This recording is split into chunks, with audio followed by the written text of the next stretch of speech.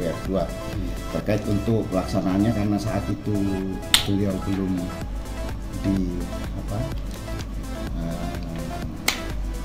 diangkat ya, atau ini kan sebagai WR2. Prosesnya saya sampaikan. Jadi memang saat itu ada di Februari 2024 itu kementerian memberikan surat ke universitas, termasuk Universitas Lampung seluruh Indonesia ya, kemudian untuk menyampaikan usulan tarif UKT.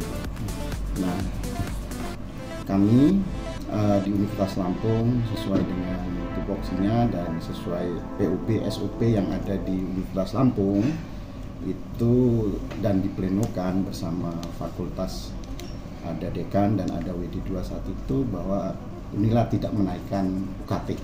Jadi sama dengan tahun-tahun sebelumnya, bahkan 4-5 tahun. Berapa tahun Pak? Dari tahun 13 ya? 2013. Dari 2013 sampai sekarang Unila tidak ada kenaikan UKT. Dan memang saat itu kita mengirimkan surat itu 27 Februari 2004 ke Kementerian Ristek Teknologi dan Ristek Dikti terkait usulan UKT kita. Jadi usulan tarif uang kuliah tunggal, kemudian untuk mahasiswa program sarjana diploma Universitas Lampung tahun akademik 2024-2025. Jadi setiap tahun ini harus disahkan SK Rektor terkait untuk UKT tersebut. Nah, per prodi ya, dari berbagai jenjang, khususnya untuk D3, D4, S1. Kalau S2 dan S3 tidak perlu ke kementerian untuk penetapannya.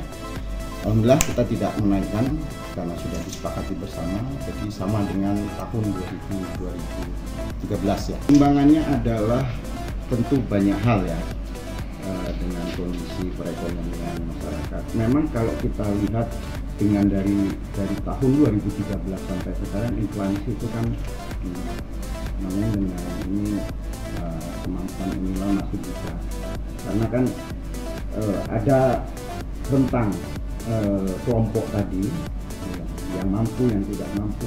Justru yang UKT tinggi akan masih studi UKT gitu.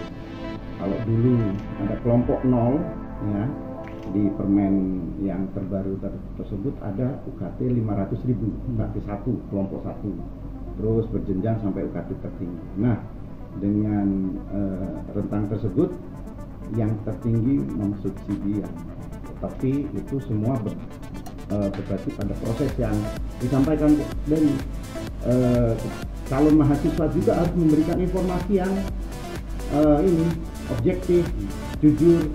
Yang menjadi ramai kan kalau si calon mahasiswa itu memberikan yang sudah jujur, foto yang difoto bukan rumahnya ya, kemudian itu ya. Nah, untuk yang SNBP yang prestasi kemarin, kita sudah masih tetap menunggu yang belum membayar UKT. Jadi masih kita tunggu. Kemudian bahkan di libur panjang kemarin kita menugaskan tim dari akademik dan keuangan untuk turun ke lapangan.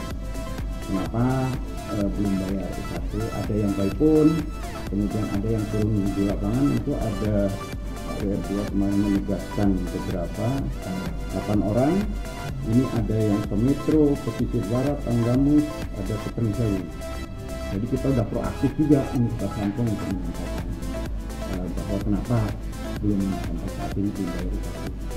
Jadi terhadap respon dibatalkannya UKT oleh Menteri Pendidikan dan Kebudayaan, respon Unila seperti apa nih Pak? Responnya ya kami tidak menaikkan UKT. Jadi kita tidak ada pembatalan tersebut, karena UKT tahun lalu sama dengan UKT yang sekarang gitu. Kecuali kalau kita menaikkan UKT, yang kita naikkan harus dibatalkan. Jadi tidak ada efeknya ya dengan penilaian. Tidak ada. Dan kita mengikuti kebijakan pusat juga pastinya Pak ya. Nanti jadi ada 5 juta bervariasi ya. MIPA teknik itu 7, sekian. Itu udah dari tahun 2013 gitu. Berdasarkan Peraturan Menteri Pendidikan dan Kebudayaan, Riset dan Teknologi Nomor 2 Tahun 2024 tentang standar satuan biaya operasional pendidikan. Jadi ada standar. Standarnya itu adalah biaya kuliah tunggal. Jadi kementerian meminta kita menginput data terkait dengan program studi, akreditasi dan seterusnya keluar BKT. Dan sebenarnya BKT itulah yang membuat beberapa perguruan tinggi negeri menaikkan, karena memang dimungkinkan BKT-nya naik dibandingkan dengan 2023. Tapi tadi pimpinan Universitas Lampung berkeputusan untuk tidak menaikkan UKT, karena terus terang ya kalau kita lihat kita ini masih recovery, pemulihan pasca Covid kan. Ini masih belum punya, ekonomi kita belum bergerak baik lah, sehingga kemampuan masyarakat untuk membayar UKT itu juga kita lihat mungkin belum maksimal. Makanya kita juga tidak berkehendak untuk menaikkan UKT. Itu arahan dari Bu Rektor. Jadi artinya selama ini kita masih masih cukup dengan BUPTN dan UKT. Nah, justru di sini Bu Rektor berharap agar kita juga meningkatkan pendapatan dari non UKT. Bapak mungkin tahu tagline Unila itu Be Strong. Be Strong itu singkatan, bukan sekedar tagline. B-nya itu adalah business, finance, investment dan aset, gitu ya. Kemudian E-nya empowerment, human resources. Kemudian S-nya itu adalah services. T-nya itu teaching. Nah, B yang pertama itu adalah bisnis. Jadi bagaimana sebenarnya hari ini kita dipacu untuk meningkatkan pendapatan non UKT dengan apa? Dengan dosen-dosen bekerja sama dengan pihak luar, ada kerjasama dengan dunia usaha, dunia industri, pemanfaatan aset yang kita miliki, itu yang ke depan. Jadi kemandirian, mohon maaf, makanya kita juga masih melihat, walaupun kita sudah berproses untuk menjadi PTNBH, kita masih lihat kelayakan finansial untuk PTNBH ini sudah cukup mandiri, mau mandiri siap benar atau tidak.